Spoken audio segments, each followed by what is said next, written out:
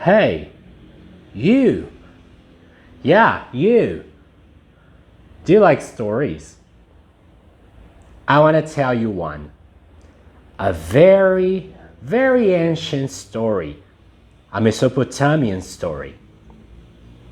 The descent of Inanna and the seven gates of hell.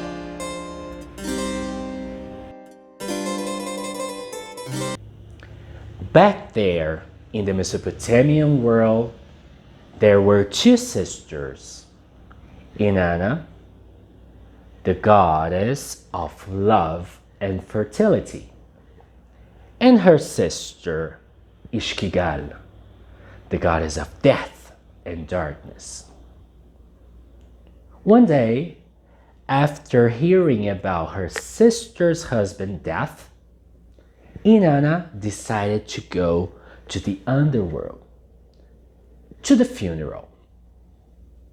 She knew it was a risky journey, so she told her servant, Nirshubur, that if she didn't return after 3 days, she should send for her.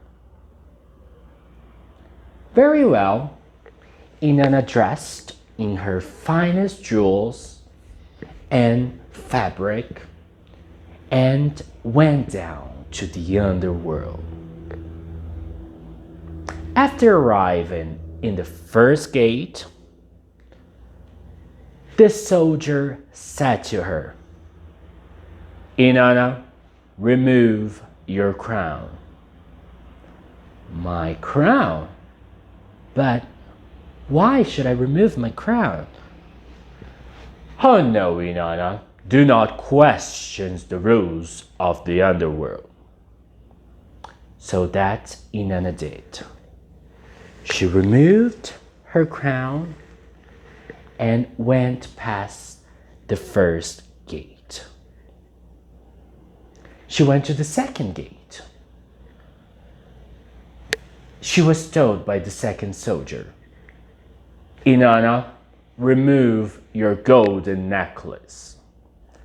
My necklace? But why?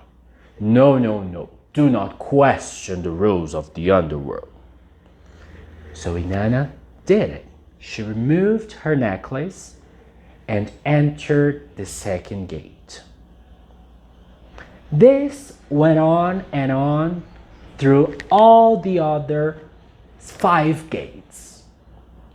When she arrived at the 7th gate and she could finally pass it, she was completely naked. Then she entered the main room of the underworld. There were 7 judges there. When Inanna entered the room, they looked at her and she lost all her powers and was turned into a corpse. And there, in the underworld, she stayed for 3 days and 3 nights. Obviously, her faithful servant up there in heaven was so desperate for Inanna, so she started looking for help. She looked for the 3 most powerful gods of the Mesopotamian world. She went to talk to the first one. Please help me. Inanna is endangering the wonder world. But the first god offered no help. So she went to the second god, who didn't offer any help either. Finally, she talked to the third god, Enki, the sun god, who had an idea.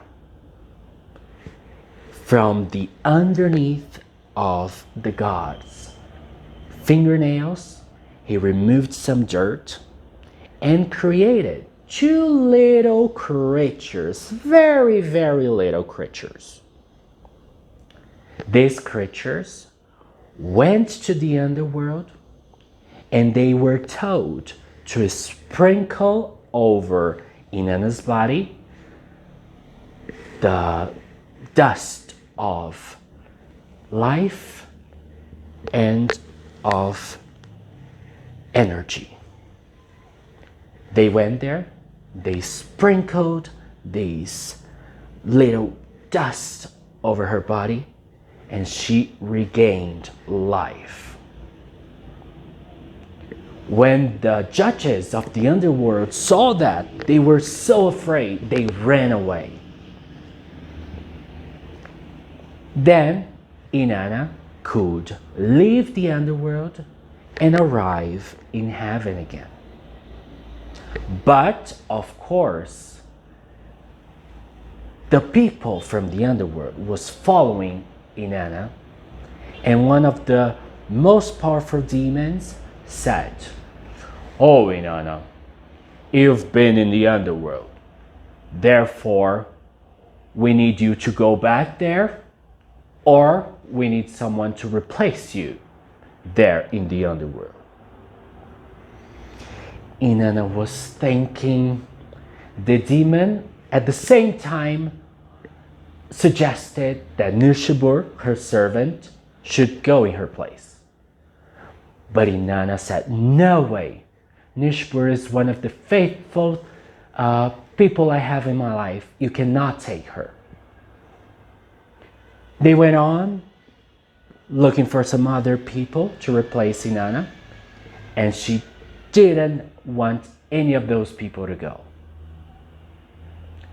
When they finally went to the garden, her husband was there, the king,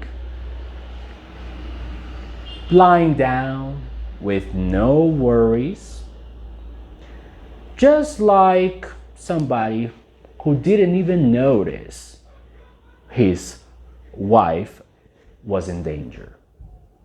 So Inanna said, "Oh, come on, take him." Of course,